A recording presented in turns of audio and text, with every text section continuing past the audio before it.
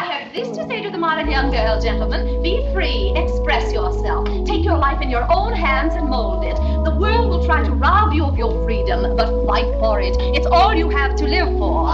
Just relax. That's all for the modern girl, gentlemen. What else? Ask me anything.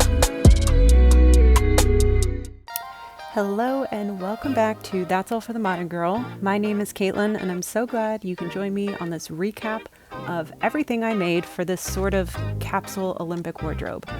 Now, if you missed my last video, which was a plan with me for this video, I briefly explained how I wanted to create my own Olympian-inspired wardrobe so everything fits in a red, white, and blue palette for Team USA. I love the Olympics. I'm so proud of her, I could cry.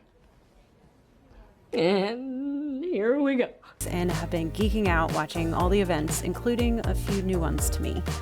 This video was supposed to be out for the opening night ceremony, and while that was a lofty goal in and of itself, being that the prior Plan With Me video was filmed just 10 days earlier, it got a little more complicated when I got COVID. Son of a bitch. Yes, I was one of the people catching the COVID wave apparently, and that impacted this video's timeline. Alright, so took ibuprofen 11 minutes ago.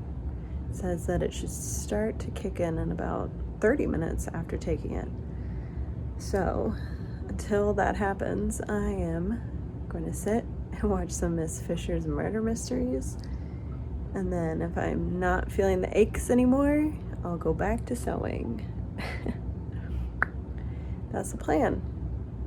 Alright, I don't know if I'm going to put this on, honestly. Okay. So here is where we're at. I made 3 of the 5 items I set out to in that 10-day period. Woohoo! I did not make one of the items due to drastically underestimating the amount of fabric needed, so I took creative liberties and made it into something else.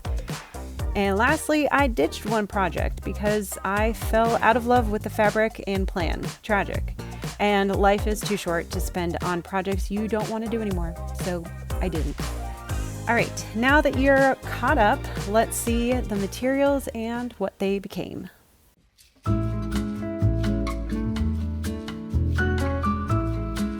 First up, I had planned to make a halter top inspired by one of my favorite designers, Claire McCardle.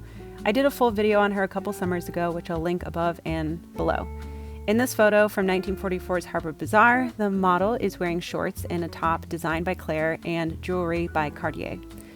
So the fabric I use for this is actually 100% cotton dinner napkins that I got at a thrift store. They came as a set of 2, and this one came together so nicely. I put in 2 basted lines on the side that I decided would be the top of the halter, and then used them to gather the material. Once I had it arranged how I wanted, I put in a top stitch to hold it in place. The additional lace for the neck and waist ties I took from the other napkin, and lastly, I folded over the bottom about 2 inches to get that defined line that Claire had, which I found was necessary as without it, the sides gape open.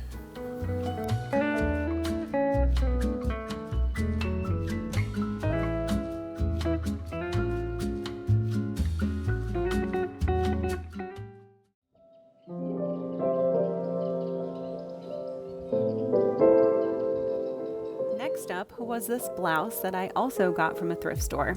It's a Talbot's shirt and I wanted to transform it into one of these front tie blouses.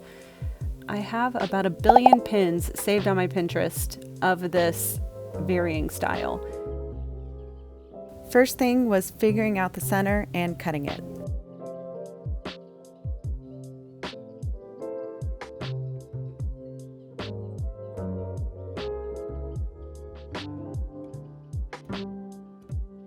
Originally, I was going to take fabric from the center to make the ties, but later found I really didn't want to. Rather, I wanted to fold under the excess as a sort of yoke to give the front more structure. I also realized that the length was a bit long, so I shortened that by folding it under as well and top stitching a new hem and then tacking at the seams. The ties were what I dreaded the most, just because I knew they'd be tedious to make and I was gonna have to math it out, which I was just not feeling up to because COVID and just generally I don't love to math it up. It wasn't so bad when I finally finished them. I just took fabric from a leftover scrap I had on hand that just happened to match the color and texture perfectly.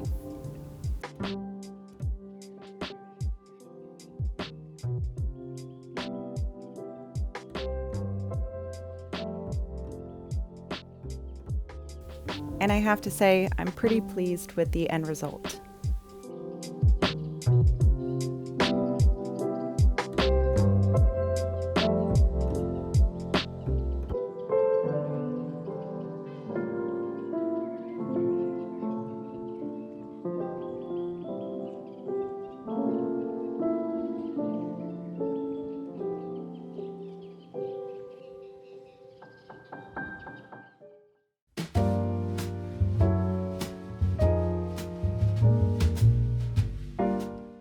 This tank top was another dinner napkin project, but this time I had 4 of them, and they were also from the same thrift store.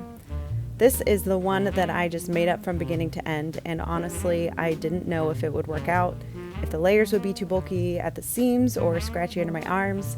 It was just a let's try it out and go from there. The seams were thick on the sides, but not too bad. I wanted the finished navy edges to be on the outside because I liked the character it gave the tank top. I used 2 napkins for the front, 1 for the back, and then pieces of the last napkin to make the straps. I really love how this one turned out.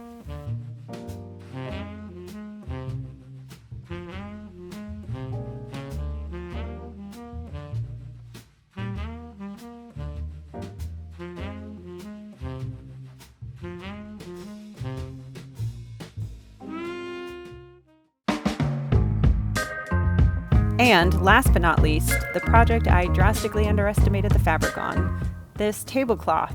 I originally wanted to make it into a dress, but I had nowhere near the amount of fabric needed to make it. I played around with other ideas, but none of them excited me, and I didn't want to make something just for the sake of it. Then I thought it could be cute as a little tote bag for the beach later this summer, and so that's what I went with. I grabbed a tote bag I already had and used that to figure out the measurements. I was going to put on USA letters, but decided to go with my monogram instead because that just suited my day-to-day better.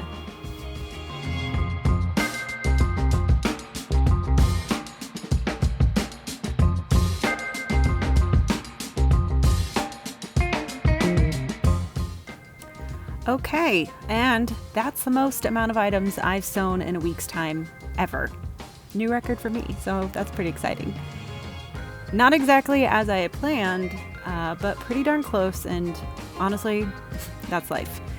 I'm gonna stick with a voiceover outro as I'm still recuperating and I don't want to be on camera right now. I hope you enjoyed the video and enjoy the rest of the games, and hopefully this inspires you to look at things from another perspective. One lady's dinner napkin is another lady's top. Am I right? I'll see you all in the next one. Bye.